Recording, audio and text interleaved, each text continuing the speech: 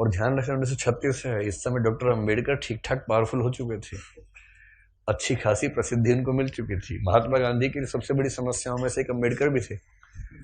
अंग्रेज तो थे ही थे, उनसे बड़ी समस्या ये है कि यार अंग्रेजों को भेजो ना, समाज क्यों बदल रहे हो।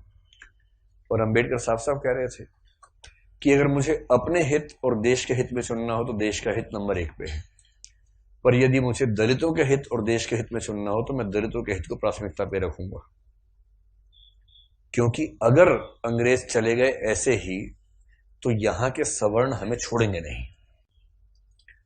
और दलितों की पराधीनता अंग्रेजों के आने से पहले ज्यादा थी, अंग्रेजों की उपस्थिति के समय कम पराधीनता थी। आपको गुस्सा तो आता होगा अंबेडकर पे कई बार, क्या ये कैसा आदमी था, है ना, लेकिन आप तर्क सुनेंगे तो दंग रह जाएंगे, तर्क अच्छे हैं। और मजे की बात है कि भारत की संविधान सभा में अंबेडकर जितनी पढ़ाई पूरी संविधान सभा में एक भी मेंबर ने नहीं कर रखी थी। केवल एक BN राव थे जो एडवाइजर थे, उनके पास ठीक ठाक पढ़ाई थी, उन्हें छोड़ दें, बाकी सब मिट्टी के मतलब पेंदे टाइप के थे, प्यादे थे उनके सामने। पढ़ाई लिखाई का जो लेवल अम्बेडकर साहब का है वो किसी का नहीं। तो कुछ लोग मैंने देखा कि सवर्ण मानसिकता के कुछ लोग अम्बेडकर को देशद्रोही घोषित करना चाहते हैं इन्हीं कथनों से कि दलित प्रश्न और देश के प्रश्न में दलितों को प्राथमिकता दूंगा तो बुरा मान जाते हैं। और उन्हीं से आप पूछो कि अगर हिंदू का प्रश्न हो और देश का प्रश्न हो, किसी प्राथमिकता दोगे तो हिंदू, हिंदुस्तान है, मजाक समझते हैं तो हिंदुस्तान है बोलते हैं, हिंदुस्तान है।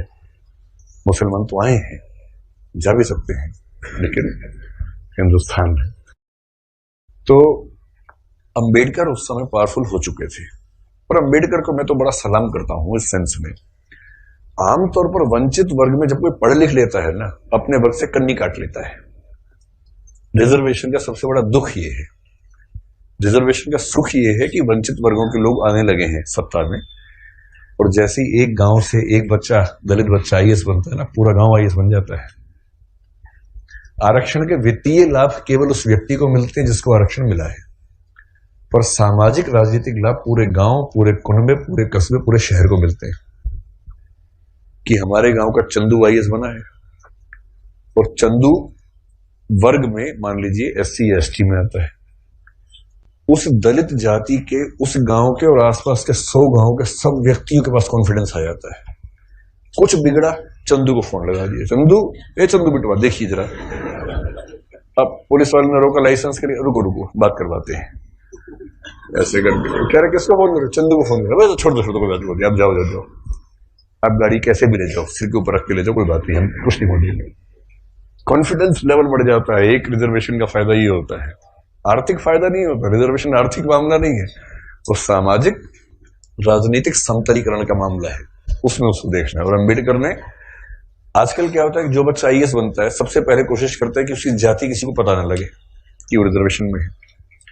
और बहुत सारे लोग SC ST या OBC से रिजर्वेशन का लाभ लेकर अगर IAS बनते हैं तो कोशिश करते हैं कि शादी किसी सवर्ण समाज में हो, क्योंकि IAS खुद एक जाति है, उस जाति में शादी कहीं भी हो सकती है, वहां जाति प्रथा बीच में नहीं आती है।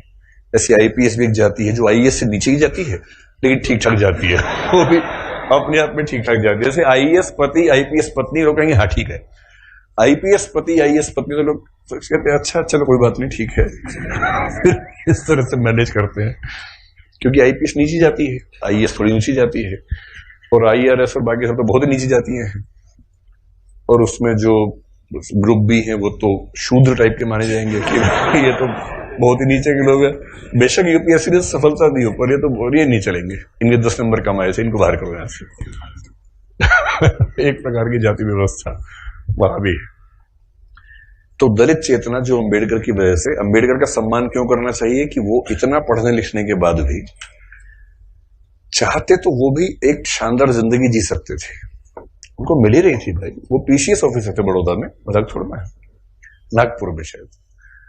और जब नागपुर में वो सिविल सेवक बनकर आए, फेलोशिप वहीं से मिली थी पढ़ने के लिए, जब वापस लौटे तो उनको PCS अधिकारी बनाया गया। तो उनको कहा कि आप यहां रहना शुरू कीजिए और काम संभाल लीजिए।